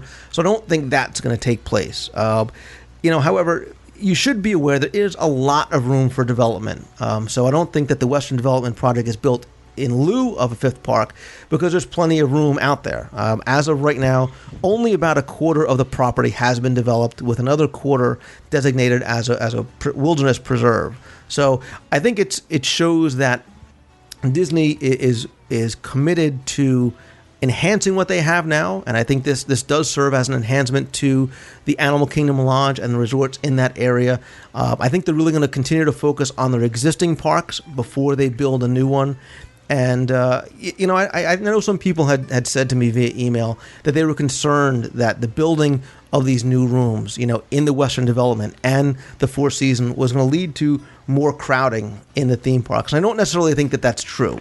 More rooms doesn't necessarily mean more people, because if you follow that logic, it would mean that right now every room is filled to capacity every day, and that now these other people who can't get down there and stay on property will have a place to go. I don't think that's the case. I just think it affords people another option, both on the higher end, if they are looking for something a little more luxurious, and on the lower end, if they are trying to save money but still want to stay on Disney property. When speaking to the thrill park idea, in addition to sort of going against Walt's vision, I think looking at it as a corporation would, it's a bad business move, because it's not what they're known for. And if you look at some of the ad campaigns that have come out from competitors in recent years, there's some other park in the Orlando area that had not put familiar out. with it, sorry.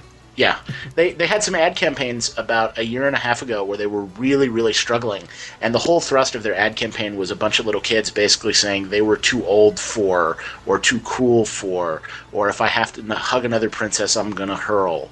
And that particular park, my understanding, is continuing to flounder and getting worse and worse and worse, while Disney's park revenues and park attendance are going up and up and up. What they're known for and what they're good at is creating family-style magic and telling a story from the minute you walk into the park. And a Villains-themed roller coaster park isn't going to do that. It's not what they know how to do. I'm not saying that it wouldn't be cool if they did it. It wouldn't. I'm sure it would be fantastic. It would be the best Villains-themed roller coaster park in the world. But it's not a Disney park. It's not. It doesn't fit their corporate scheme, in my opinion. And I think they'd be doing themselves a disservice. Like I said, I don't think it's going to happen. I think, the discussion about the Villains-themed area and the Villains-themed land is something that I touched on in the past, which is possibly a Villains-themed attraction in the back end of Fantasyland to kind of tie Pinocchio's Village House to Mickey's Toontown Fair, replacing what's there now, obviously, Pooh's Playful Spot. And there's a lot of room back there for them to do it. I think something like that would work, because that would tie in very, very nicely to the land. But again... What's interesting about that idea is if you ordered any of the commemorative maps that you were able to get made on the Disney website, we got those. The map no longer refers to Pooh's Playful Spot as Pooh's Playful Spot. It calls it the Fantasyland Play Area, which says to me it might at least be on the drawing board for being in transition. Interesting. I ordered the maps too, and I didn't look at it that closely. That's very interesting. Yeah, again, I don't think we're going to see a fifth park, at least for a while, and I don't think that's a bad thing. I think Animal Kingdom could, be very well served by some expansion. I think, and again, we've touched on this in the past, I think the area that was originally maybe designated for Beastly Kingdom could be expanded on. I think Camp Mini Mickey, which is right now sort of a placeholder, can also be broadened to add a lot more. So both, that park as well as MGM, which can definitely get some more traction to it. It's nice to see them funneling the money into those parks and making those better. So, but again, this is something that people feel very, very strongly about, one way or the other, and I would definitely like you to weigh in one way or the other. Please send me emails to lou@wdwradio.com. Call in your voicemails, 206-202-4WDW, or post on the message forums at DisneyWorldTrivia.com. We have a WDW Radio forum there. Go ahead and weigh in and let us know what you think. So, I unfortunately did not get to as many emails as I had hoped to on this show. I am trying to keep the shows at somewhat of a reasonable length. Jonathan, I want to thank you for joining me once again. Your website is voiceofmousetunes.blogspot.com. Well, definitely go and check it out. And Jonathan, I really am I am happy for what you're doing. I am proud of you for what you're doing, and I support your efforts wholeheartedly. Go over, show Jonathan your support, whether it's in sponsoring his efforts or just giving him a little bit of encouragement on his quest for a better life for himself and for the people he's trying to help through the Dream Team project. John, thank you again also for all that you do. We love all the voices and all the intros you do on the show. The request I'd make is if anybody does actually go to the blog that hasn't been there before, just leave a comment. Let me know you were there so that I know people are actually reading this, because I just kind of want to know who's there, because it helps keep me going. So I really appreciate it from the bottom of my heart. So. Well, I will definitely put a link up in the show notes to the blog. And if you have any requests for Jonathan for his intros, I know he loves doing them, so by all means, go ahead and send them to me, and I'll forward them along to Jonathan. Good night, everybody. Thanks, John.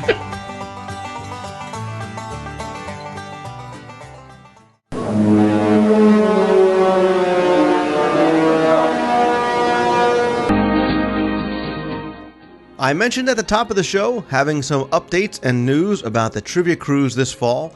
For those of you that may not be familiar with what I'm talking about, this November, from the 3rd through the 10th, 2007, I and Margaret Tinkerbell Kerry, yes, that's the same Tinkerbell you just saw on your new Peter Pan Special Edition DVD, will be going on a week-long voyage aboard the Disney Magic for trivia and fun on the high seas. And I want you to come and join us. We're going to have lots of special VIP events, contests, other surprises, as well as special invitation-only events for guests that book as part of the group, including High Tea with Tinkerbell, exclusive Pirates of the Caribbean-themed events, trivia games, book signings, contests, private dinners, Peter Pan-themed events, castaway key parties, treasure hunts, and so much more. We're also going to do live podcasting from the ship, where you can come and help and be a part of the show, do some charity fundraising events to benefit the DisneyWorldTrivia.com Dream Team and the Starlight Children's Foundation, and everybody who books as part of our group will get plenty of special pixie-dusted items in the cabins. One of the things I'm really happy to finally be able to announce is that at many of these events, you'll be able to participate and have a chance to win a key. Either if you win a trivia contest, win the pirate costume contest, just participate or whatever. And at the end of the cruise, one of your keys, and you can win more than one, could open a huge treasure chest filled with incredible Disney surprises and merchandise. And everybody who books as part of the group is eligible to win and participate. Of course, we have plenty of things planned just for the kids. For example, I can let you in on a little secret, and that for kids under 10, they're all going to get a special piece of a huge treasure map in their room signed by Captain Jack Sparrow. All these kids will get their puzzle pieces, they can all get together, put together this huge treasure map, and score some very cool pirate booty. But if that wasn't enough, here's really the big Tortuga. Everyone who books on this cruise as part of our group by June 1st, 2007, will receive a very unique special surprise before the cruise starts. And during a wonderful private event that we have planned as we set sail, we're going to have a very, very special, very fun-filled drawing where one person will win a $500 Disney gift card that you can use on board. And of course, don't worry, if you've already booked on the cruise, you will also receive the surprise and be eligible to win, so no worries there. Again, it is going to be a lot of fun. We're going to be visiting Key West, Grand Cayman, Cozumel, and of course Castaway Cay. Margaret Tinkerbell Carey is on there, and if you've ever seen her, she is a wonderful woman with incredible stories about working on Peter Pan and so much more, so many more details that I just can't share right now, but I tell you, it is going to be a great time. Staterooms are limited. They are booking up fast. We have, I think, close to 200 people in the group so far, so there's going to be a lot to do and a lot of fun, and I'm going to share more details as time goes on. Again, for more information and for a no obligation quote, you can go to DisneyWorldTrivia.com/cruise. And for those of you up in New Jersey, don't forget too, this is Teachers Week, so the kids are off, no worries there. I really hope to have even more listeners join us on board. If you have any questions, feel free to email me directly at lou@wdwradio.com. So I hope to see you on board the Disney Magic from November 3rd through the 10th, 2007, for trivia and fun on the high seas. Matey.